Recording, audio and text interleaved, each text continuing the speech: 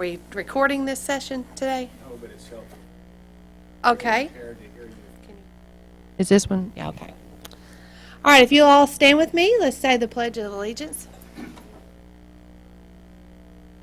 Allegiance to the flag of the United States of America and to the republic for which it stands, one nation, under God, indivisible, with liberty and justice for all. Woo! We're going to deviate slightly from the agenda today, and I'm going to move the Toastmaster Minute up since I am the Toastmaster Minute person today, so I thought we'd just go ahead and take care of that. Our theme for today, thanks to our Toastmaster, is The Tonight Show. And if you remember in The Tonight Show, Johnny Carson was very good with connecting with people. He did it a lot through humor, but he also just had a way with people. Unfortunately, sometimes as speakers, we don't quite connect with the audience the way we should. There are at least 20 pitfalls or more, but I'm not going to go over all those because this is only supposed to be about a minute long, right? So I'm just going to hit 5 of those very quickly. The first thing we don't always do is we do not always sell our audience on what we want them to do or why we want them to do that. We've talked about this before, but you have to give them a reason why they want to be engaged. Happiness, joy, money, recognition, saving time, those are some reasons that might make people want to do whatever it is you're asking them to do. Sometimes we give them too many steps. Like I could have given you all 20 things just now, but no, we're just going to do 5. But when you do give them steps, they don't know which way to go or which thing is priority or if they should do all of them or just do part of them. So be concise in the steps that you give them if you want them to actually take action on something. Sometimes a speaker will favor one side of the room, just like I wasn't quite looking over to Nathaniel just now, so I've got to remember, everybody's kind of spread out, so be sure that you make eye contact. Everyone wants to feel like they're the one being spoken to. When you tell a story, be sure and engage the audience. And one way which we can do this, and I know David has brought this up many times, is through dialogue. If you tell a story and you say, well, she said this and then he said that, then it makes it more real to the audience. Also, expressions. You know, grimacing faces, that sort of thing, really brings life to a story. And the one thing that a lot of us don't do, but it just really makes the best of the speech, is when you come out with a bang.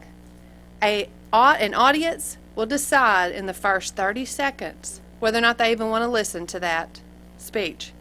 If it's not something that really catches their attention, you've lost them for your 5 minutes or your hour or however long your speech is. You have completely lost them and their mind will wander. So those are 5 little quick tips. Sell the audience. Don't give them too many steps. Don't favor just one side of the room. Speak to everybody. Engage people in your stories. And come out with a bang. You do that, I promise you, you will improve your speeches tremendously. That is all I have for the Toastmaster Minute. Thank you. Now I'd like to introduce our Toastmaster for the day. Our meeting theme today is The Tonight Show with Johnny Carson. Do you remember the routine that Johnny Carson did several times as Karnak the Magnificent? He wore that big turban. Do y'all remember that? And would hold up an envelope. First he would reveal the answer and then open the envelope and read the question. Well, our Toastmaster for today is Phillip Borden, and he has his own version of that routine that he'll be doing throughout the meeting today. He says he can do it without the big turban. All he needs is his trusty Harley-Davidson ball cap. Please help me welcome our Toastmaster of the day, Borden the Magnificent. Thank you. It's a great day to be in Toastmasters. We're going to have a great meeting today. Well, I will turn your attention first to the full agenda that we have. I believe all the roles are filled and everyone knows what the roles are. Any other preliminaries that we need to take care of before we go any further? Yes, sir.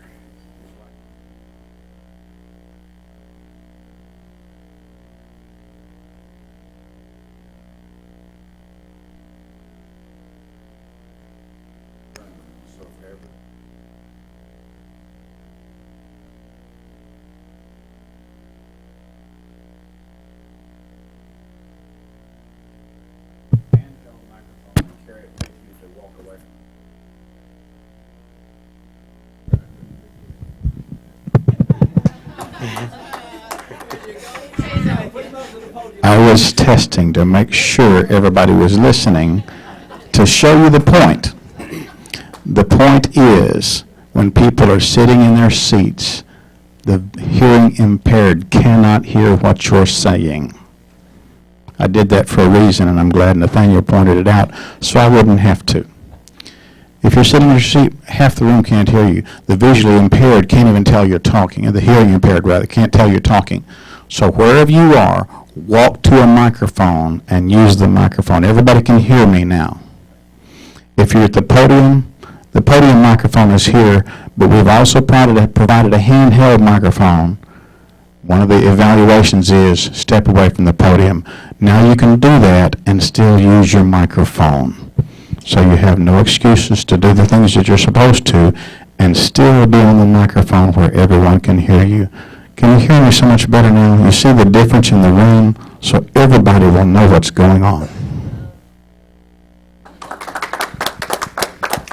it's too loud, put some cotton in your ears if you All right. When he's not looking. When he's not looking, preferably. Now is this on? Can you hear me? Okay. Yeah, good job, Dewey, pointing that out. And he used an actual good sales technique there. First, you create the need, and then you explain the product or service that you're offering. Well, let's try one of these and see how this works. I hold in my hand the first envelope. And according to Dana, I have 30 seconds to impress you. Okay, the first envelope. A, B, C, D, E, F, G. A, B, C, D, E, F, G. Let's see what it says.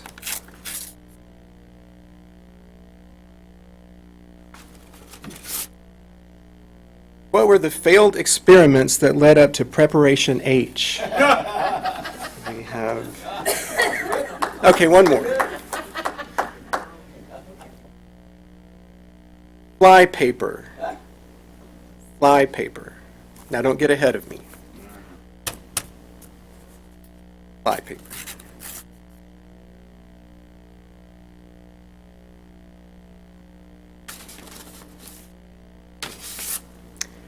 What do you use to gift wrap a zipper? Fly paper. We'll take a break from that. Let me introduce our awe counter for today. Quinata Mumford, one of our new members, is filling in as the awe counter. Quinata, would you stand and explain the role of awe counter? As the awe counter, Hey, she's the builder.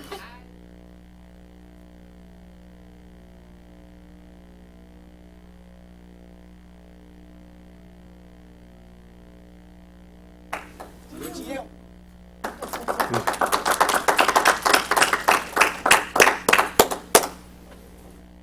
Okay, one more.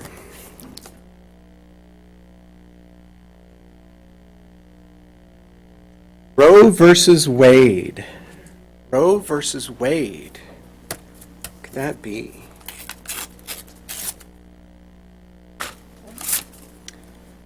What was the decision George Washington had to make before crossing the Delaware?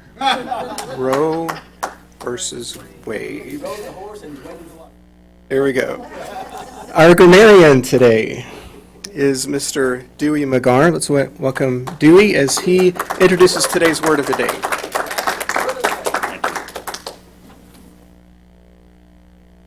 Our theme for the day is Johnny Carson and the Tonight Show. And anyone who has watched that show knows that things didn't always go as planned. So they had to improvise. Our word for the day is improvise. To compose, recite, play, or sing extemporaneously. To to make, invent, or arrange offhand, or to make or fabricate out of what is conveniently on hand. The word for the day is improvise, and we encourage all of you to use the word improvise whenever you have an opportunity to speak today before the group. The word is improvise.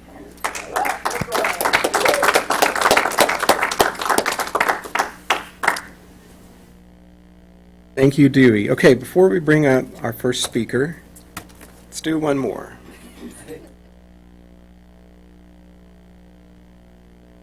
I'm not controlling that. Until he gets caught. Make sure. Until he gets caught. Until he gets caught.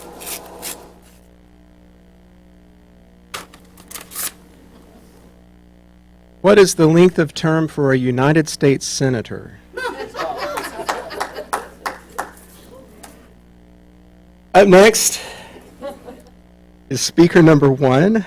Our first speaker of the day, LaTonya Bynum, will be bringing us her icebreaker speech. She actually has a favorite quote from Johnny Carson. He said, "Never continue in a job you don't enjoy. If you're happy in what you're doing, you'll like yourself, you'll have inner peace, and if you have that along with physical health, you will have had more success than you could possibly have imagined."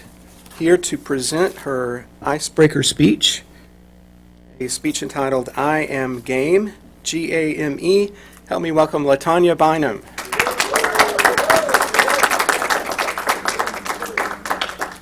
Thank you, everyone. Thank you, Mr. Toastmaster, fellow Toastmasters and honored guests, and those joining us on the World Wide Web. Recording today. Bring up my...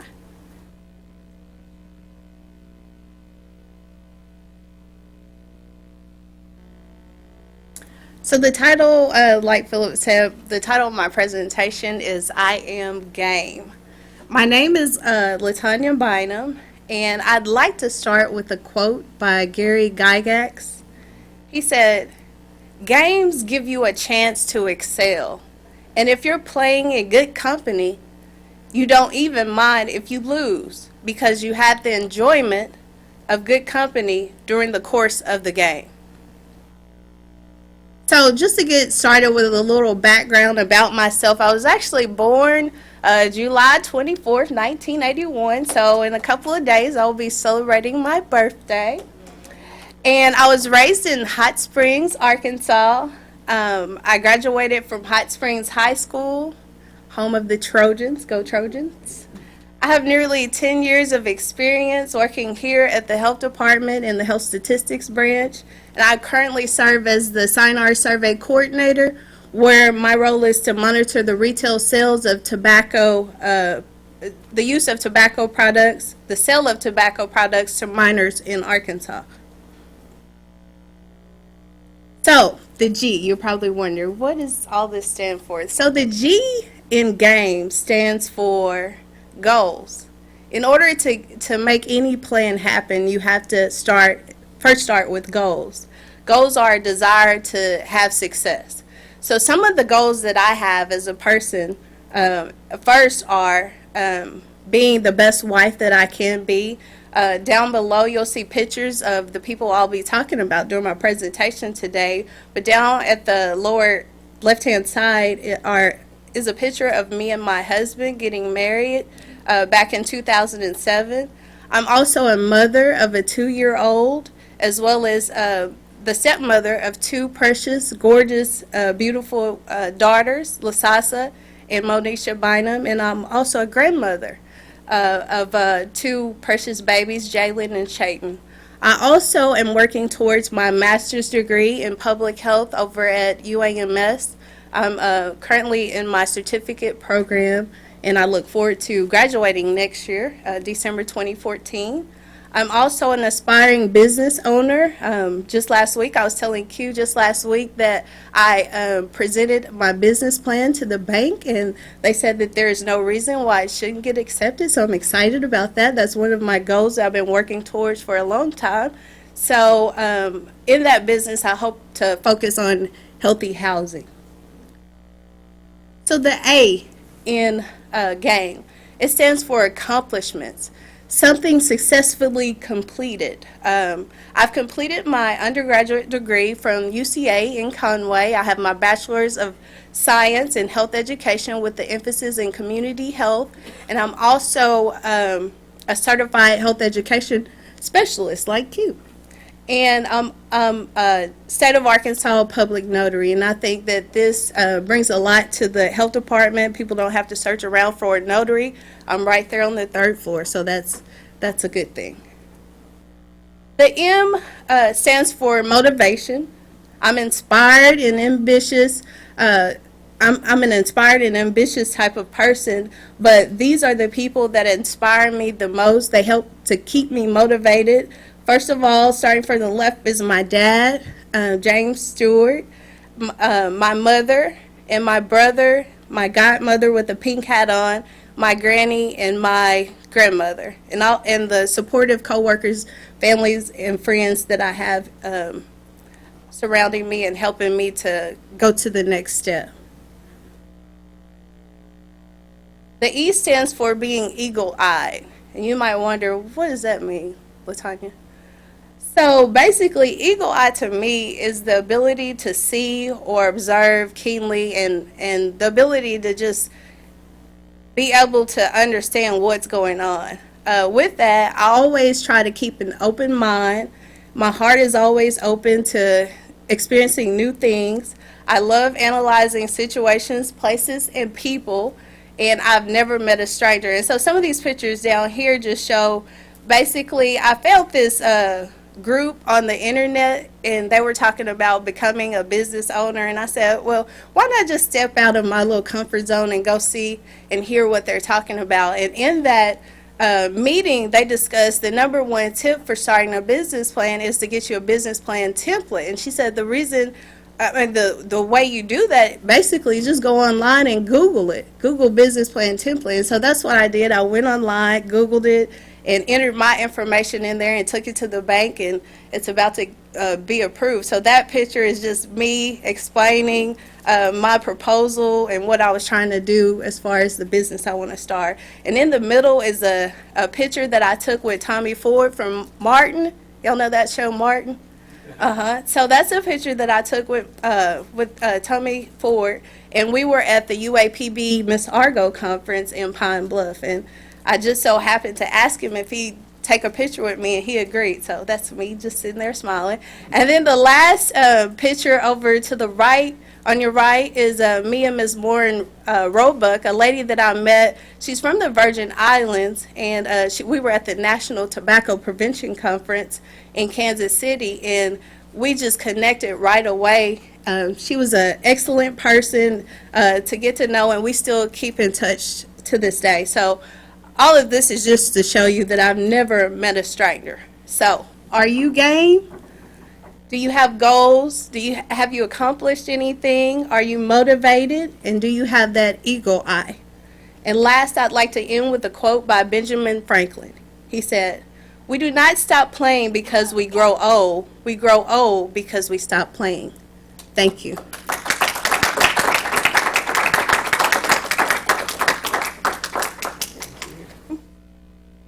Great job, LaTonya. The bar is continuing to be set high with these icebreaker speeches. One thing, LaTonya, that you did that I don't think you'll have to do in future speeches, if there's a picture of you up here, or if we see you, you don't have to point out that you're the one smiling. We will know that ahead of time. The next envelope. Supervisor. Supervisor.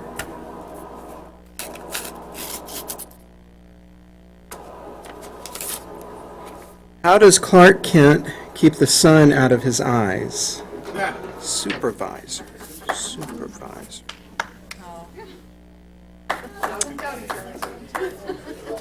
One more. I'll make sure that I use the microphone for this one. Liquid. Liquid.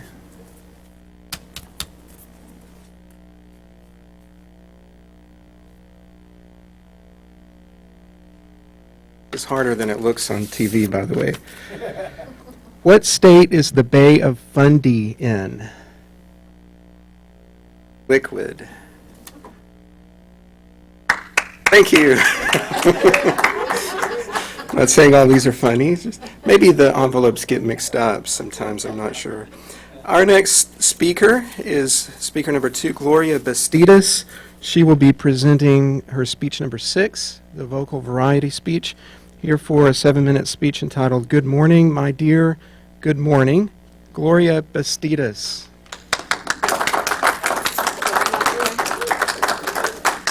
Good afternoon, Toastmaster, our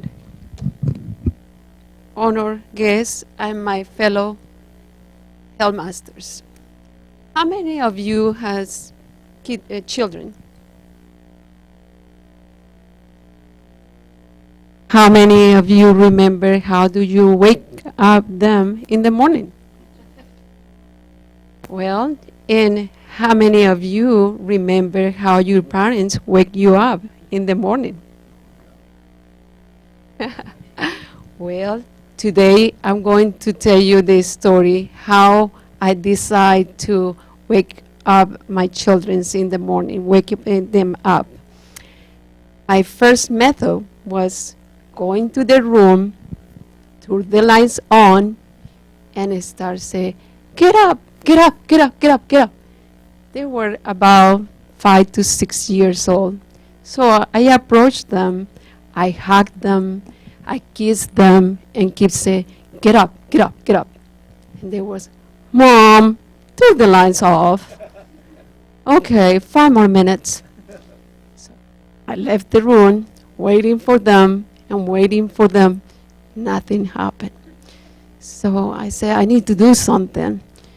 Next day, I went to the room, turned the lights on, hugged them, kissed them. I said, I'm going to be more firm. I'm going to say, wake up, wake up, wake up. And I told my husband, I said, I can do this. You don't need to do it. I will do it. Wake up, wake up, wake up. Mom, turn the light off. We will do it. 5 minutes, 10 minutes, nothing happened. So I decided to improvise my method. So I say, okay, I need to do something. You know, they are little, they are my children. Do you remember that? My mom wasn't like that for me. It was wake up, and I was wake up already. But hey, I say, okay, I need to do something. So I decide to sing a tune. So I'm start say, good morning, my dear, good morning, my dear. How old are you? How old are you? Hey, what happened was they got up and they say, I am 5 years old or 6 years old. And went to the kitchen and say, yes. That is good. So I keep doing for about 5 years, all the elementary school years. I keep doing singing every single time from Monday to Friday. By middle school, they say, Mom, you know, you can buy a alarm clock. It's okay. We will do it. And they did it by myself, and it was fine. Well, this year, my son turned 20 years old. And I think it was a nice going to his room and start singing my song, you know. And just, I went to his room, and he is right now in college. He's a sophomore in college, and he came here just only for a few days. So I went to his room, and I started, good morning, my dear. And he just wake up and say, Mom, let me tell you the truth. You know, the song, it was not pleasant. It was annoying song. But guess what? I love it, and I wake up for that. And he just turned and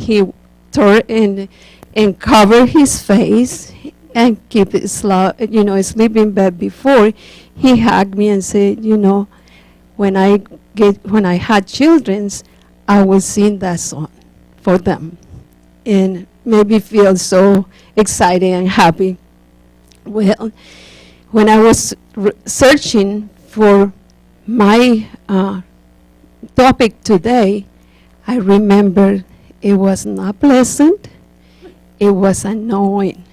And then I checked our manual today, our Toastmaster guide manual, and I found out the 4 ingredients, the important things that we had to check when we are deliver a speech or when we are just communicate with anybody. To be pleasant, to be natural, to be thoughtful, to be expressive, and to be easily to hear. I hope today I accomplished some of them, and it was a pleasure for me to tell you my story. Thank you.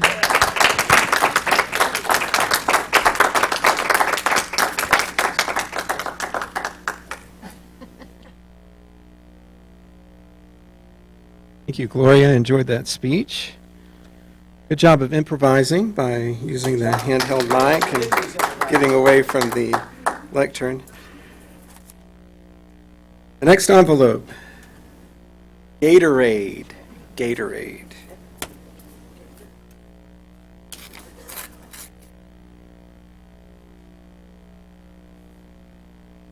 What does an alligator get on welfare?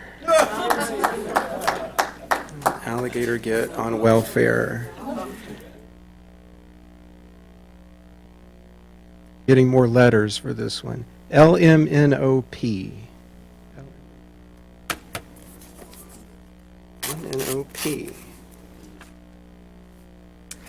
What do you have to clean up when your LMNO has an accident?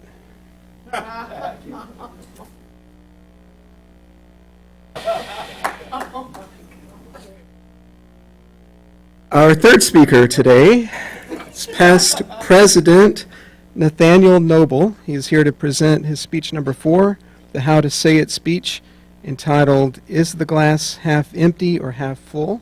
Welcome, Nathaniel Noble.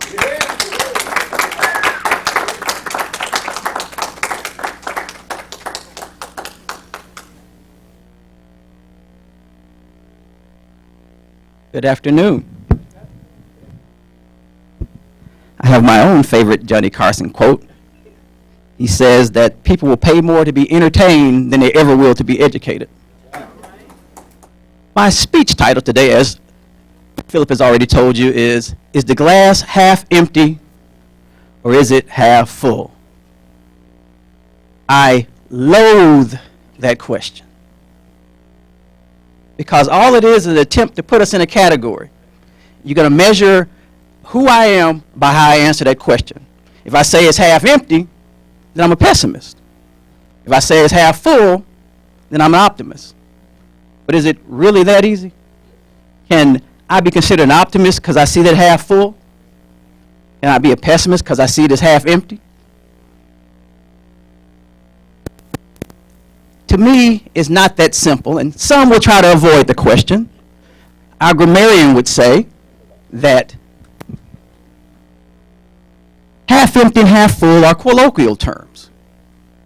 Since empty and full are absolutes, nothing can be half empty or half full because that doesn't exist. So since it doesn't exist, I don't have to answer that question. An engineer would say it's neither half empty or half full. What you've done is you created a glass larger than what you needed for the capacity of what you're trying to carry.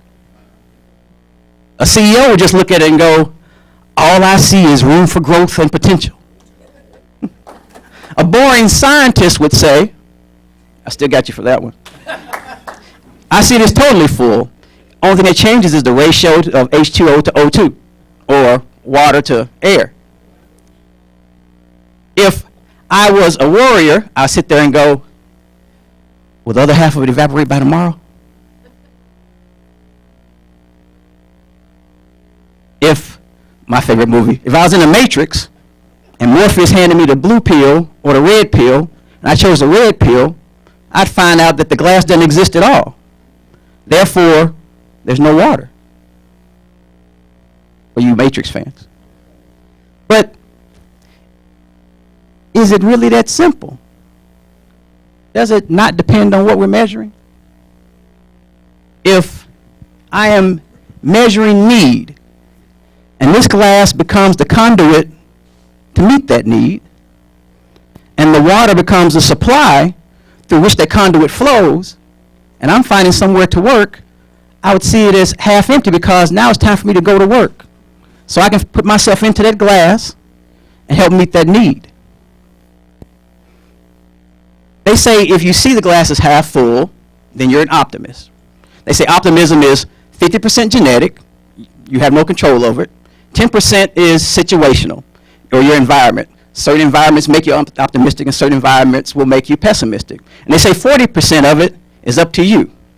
So 40% is on you, but I'm an optimist or a pessimist depending on how I see that glass.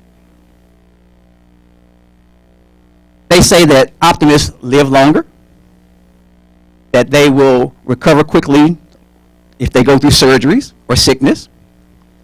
They say that they did a study and they followed law students, those who graduated and felt they were going to find a job, as opposed to those who didn't like the market for attorneys coming out of college. Those who thought they'd find a job actually received 30% higher pay than some of the other ones did, based on their optimism, on whether they saw the glass half full or half empty. They say that you live longer if you're an optimist. All these things can be determined by whether I see that glass as half full or half empty. But if optimism is a combination of belief and behavior, and some improvisation in there, if it's a combination of the two of those, then how can me just measuring this glass as half empty or half full determine all that? I know me personally, there's going to come a day when I'll be at the end of this life. And there's going to be no doubt if it's half full or half empty, this life I have left. I want my wife to be able to say, you loved completely. You have nothing left. You gave me all the love you could have, I could have. I want my sons to be able to say, you were a perfect dad. You poured it all out to us. You gave it all to us. When I get to the end of my life, I want to be able to say, I have nothing left. I gave it all. There's nothing left to give. I want to be able to say that I've done all the tutoring I could have done. I've done all the mentoring I could have done. I want to lay there at the end of life and go, my cup is totally empty because there's nothing left to give. And even though I'm standing there saying my cup is totally empty, my glass is totally empty, when I start thinking about what happens next, I'll be able to say, my cup still runneth over. Toastmaster.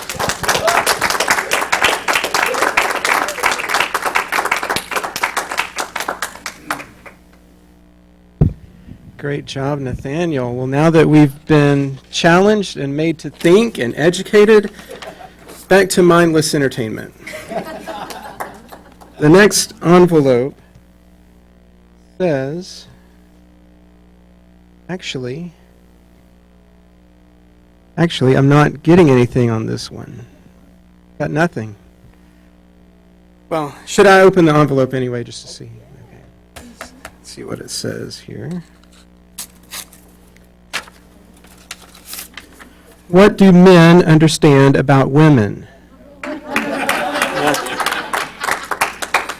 Well, up to this point in the meeting, we have heard a lot of planned speeches. Now it's time to improvise. It's time for table topics. Please welcome our table topics master, Dave Vrundy.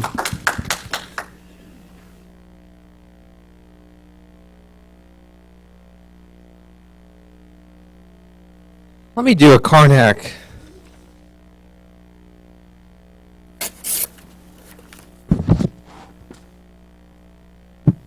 It never ends. It never ends.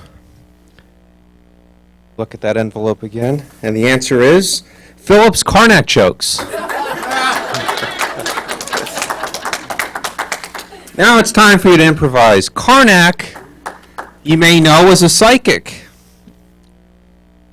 Tell us how you predict that your life will go over the next 5 years.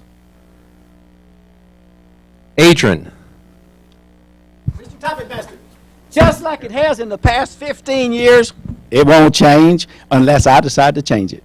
With Toastmasters become the third DTM. And I can improvise today because I've got 3 more years to do another third DTM. So I will, with your permission, help me improvise so that I can finish that third DTM. My life is but the optimist. My cup is always running over and the glass is always full. Even with a grain of sand, I let that sand float to the top and roll over the top so it will disappear. How about you? Are you going to let your grain of sand float to the top and roll out over the top and let be rid of? Or will you just simply say, well, my cup is not full. It's only half empty. Are you going to let the world decide whether or not you will be successful? How will you decide whether your cup is half empty or half full? It depends on Toastmasters and how much you put into it. What you put into a marriage, Toastmasters, your job is exactly what you'll get out of it tomorrow, next year, 5 years, or 25 years from today. So when you leave this world, leave your cup full. Don't leave that grain of sand in the midst thereof. Can you do that? All right, thank you, Adrian. Now, the next question is, first of all, as you know, Johnny Carson had David Letterman on many times as a guest. Tell us who you prefer. Is it Letterman or Leno? Kenyatta. That's exactly what I'm going to do, is improvise. I don't like either one of them. I prefer to watch TLC. So, Johnny Carson, Jay Leno, doesn't matter to me. Just give me some say yes to the dress. Some 19 kids and counting. I can deal with that. I can improvise. But Jay Leno, Johnny Carson, no thank you. All right. Thank you so much. On a more serious note, you might know that Johnny Carson opposed capital punishment. Do you agree with him on this issue? Dewey.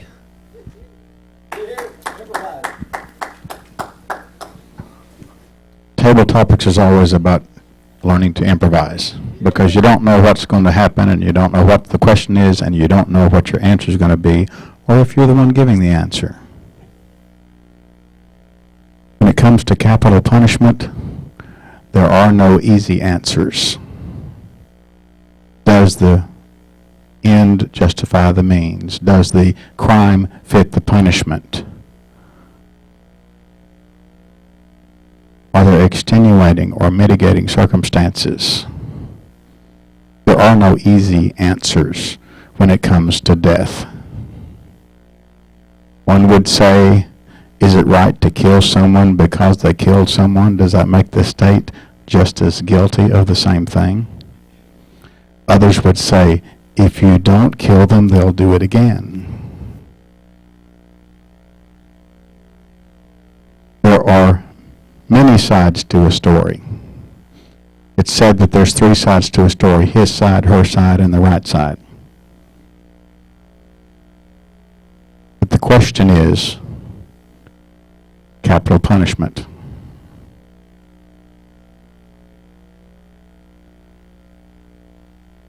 What do you do?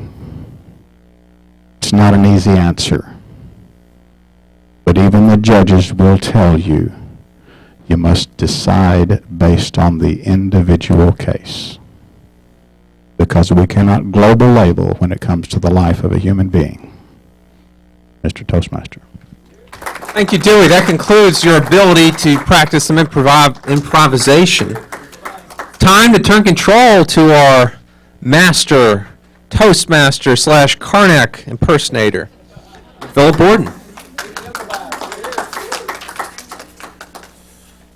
Thank you, Dave. Well, for the sake of time, after our general evaluator is done, I am going to have her turn things back over to our club president when you're done, rather than bringing things back to me. That means that I hold in my hand the last envelope. Thank you.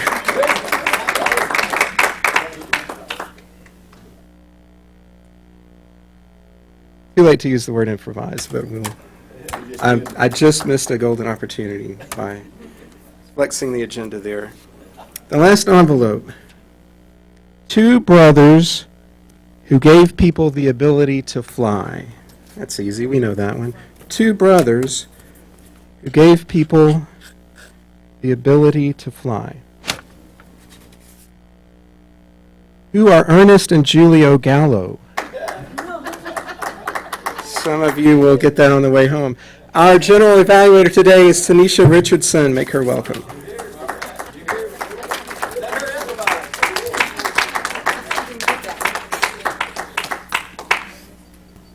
Thank you. At this time, we're going to do our evaluation portion of the meeting. We had 3 great speakers today. Wouldn't you all agree? Yes. All right. And our first evaluator will evaluate LaTonya Bynum, and it will be Wanda Simon.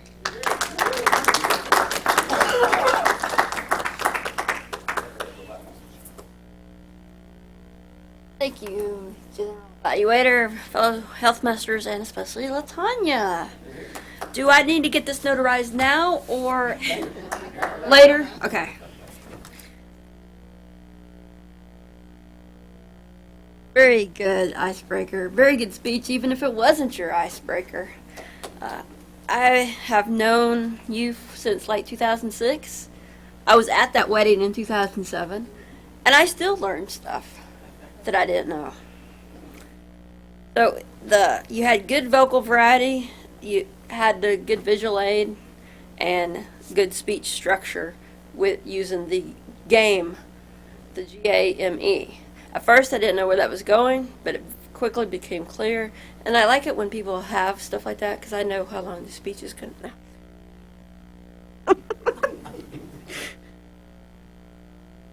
Some other things that I liked was when you used your name. You said something like, you might ask, what does that mean, LaTonya? That always brings the audience kind of closer to the speaker. And you had the notes, you had good prompts on your PowerPoint, so you didn't really have notes that you had to rely on. You had prompts that you expanded on. I thought that was really good. And if there was something that needed to be improved on when you're setting up your PowerPoint, I wouldn't talk like this or that. And then I know what Miss Argo Conference is. I'm sure that some people in here do not know what Miss Argo Conference is. Miss Argo, by the way, is not a person.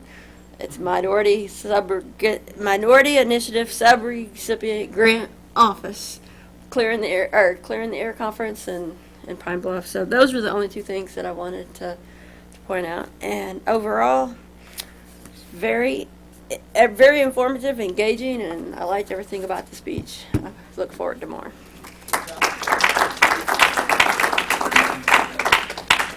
Okay, next we will have Adrian Duncan. He's going to evaluate Gloria Bastidas.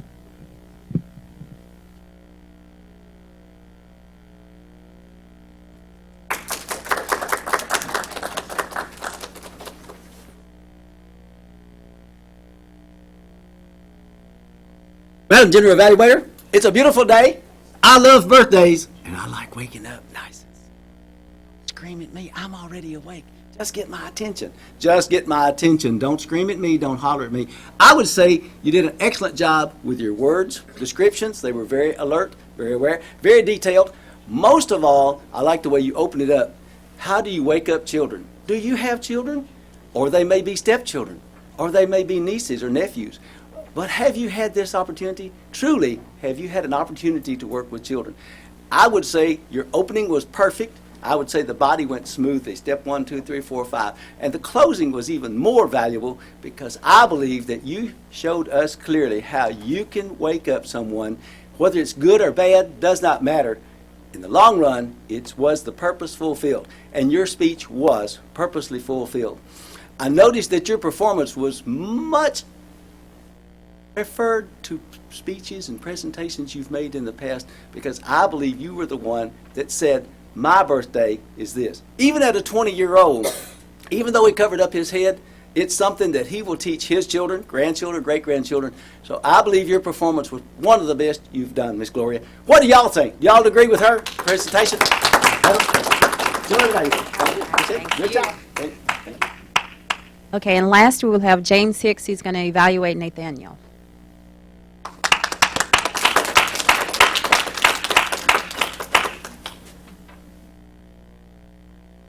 Thank you, Madam Evaluator, fellow Healthmasters, and the web guests. Thank you for pointing that out. Nathaniel, excellent speech. Excellent speech. Having opening and the body of the speech tied together drew in the audience. Words that you had in the speech were great, and that can be really acknowledged for the after effect. Everyone following on or adding on to your speech, table topics, answers. It drew in the audience, so that was great.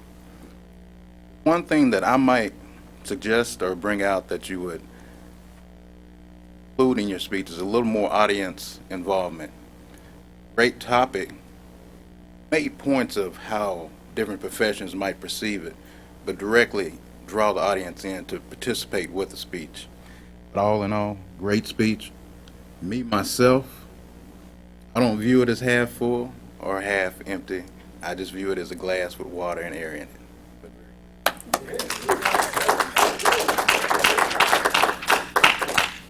Okay, overall, our meeting as a whole was a great meeting today. Wouldn't you all agree? That it was an excellent meeting today. We started on time, but I noticed that our banner was missing. I'm not sure where it is, but anyway. Oh, okay. Overall, excellent meeting. And now I'd like to turn it back over to our club president. Let's give her a hand.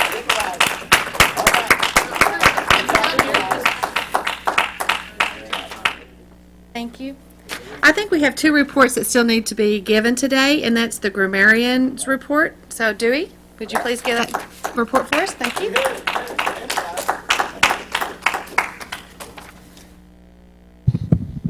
Some very good use of the word for the day, improvise.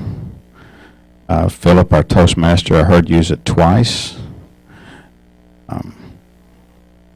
Gloria used it once. Nathaniel used it once. I heard David use it twice. Adrian twice. Kenyatta twice.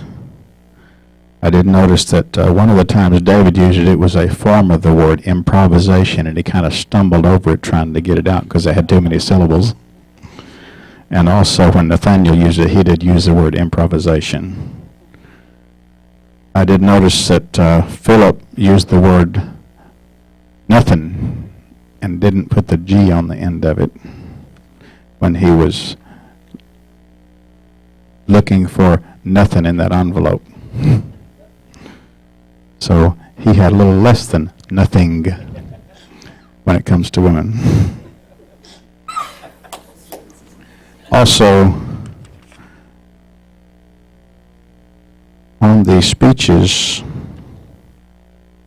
Gloria Bastidas used the word children's. The plural is children, don't need the S on it, and I noticed it twice. But other than that, very good. Wanda Simon said kinda, and I'm not sure how grammatically correct that might be. It is not.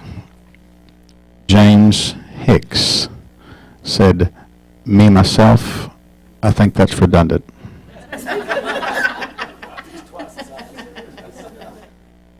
Don't you hate it when people are redundant and repeat themselves? We'll have to report him to the Department of Redundancy Department. But when it comes to waking up in the morning, You brought back a tremendous memory of mine. I was the one who was the hardest for Mom to get out of the bed. Now, during this time in my life, my bedroom was in the breezeway, which was converted to a room, so it was out the door from the kitchen. And she'd call me, and she'd call me, and she'd call me, and finally I'd get up and have to rush to get to school, and she would complain about how long it took for me to get out of bed. She said, I'm not going to fight with you anymore. If you don't get up tomorrow, I'm going to throw some cold water on you. Well, the next morning, she called me. I didn't get up. She said, I'm coming back in 5 minutes. If you're not out of bed, I'm going to throw cold water on you. I said, yeah, okay. She'd been threatening that for months. Well, about 5 minutes later, I heard the water run in the kitchen, which was not unusual. And then without a word, she opened the door between the kitchen and the breezeway and had a 32-ounce cup of ice water, threw it cup and all right in the middle of my bed. Needless to say, I was wide awake and had to get up just to get out of the cold bed. From that day forward, she didn't have to call me to get up. She just walked to the kitchen and turned on the water, and I was out of bed and on the floor.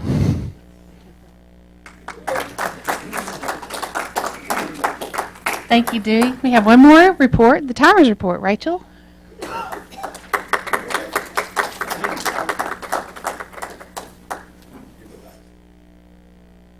Thank you. I have to improvise a little bit because the agenda went off schedule a little bit today. So I'm going to go with what I have. First, we have the presiding officer meeting open. We had 2 minutes and 40 seconds. The I counter with Q was 15 minutes. Let's see, the Toastmaster. 15 seconds. I'm sorry. A little nervous. This is not my first. Okay, let's say Phillip. His whole total was 3 minutes and 46 seconds, coming with the jokes and everything. Counted it all. The word of the day, the grammarian, was a minute long. Toastmaster minute was 2 minutes and 43 seconds. LaTonya Bynum, speaker 1, 6 minutes and 39 seconds. Let's see, Gloria Bastidas, 5 minutes and 28 seconds. Speaker 2. Speaker 3, 5 minutes and 30 seconds. The table topics went in total 5 minutes and 26 seconds, with Adrian 56 seconds, with Q 23 seconds, with Dewey a minute and 44 seconds, the general evaluator instructor Tanisha, that was 20 seconds of introduction, the evaluator Wanda Simon, that was 2 minutes and 10 seconds. Evaluator number 2, Adrian, that was a minute and 29 seconds. Evaluator number 3, James Hicks, that was a minute and 15 seconds. The general evaluator closing comments were 20 seconds. And the, let's see, who else? The grammarian report was 3 minutes and 39 seconds. And timers. Thank you. Wow, did she keep up with that or what?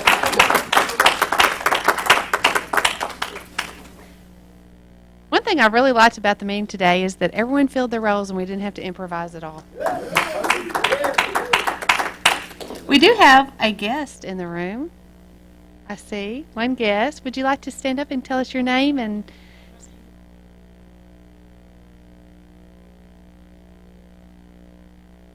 thank you. We hope you'll come back again. Do we have any business this morning? Oh, I'm sorry. Yes, we do. You've come so often now that I think that you're a member. Would you like to say something?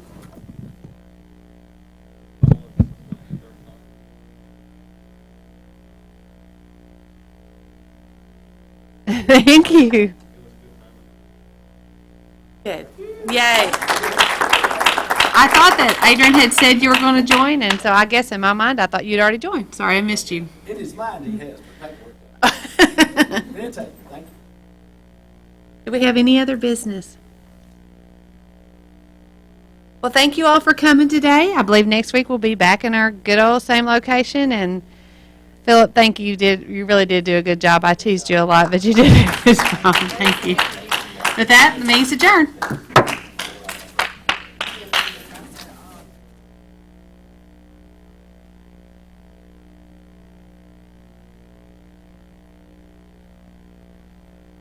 Turn this off.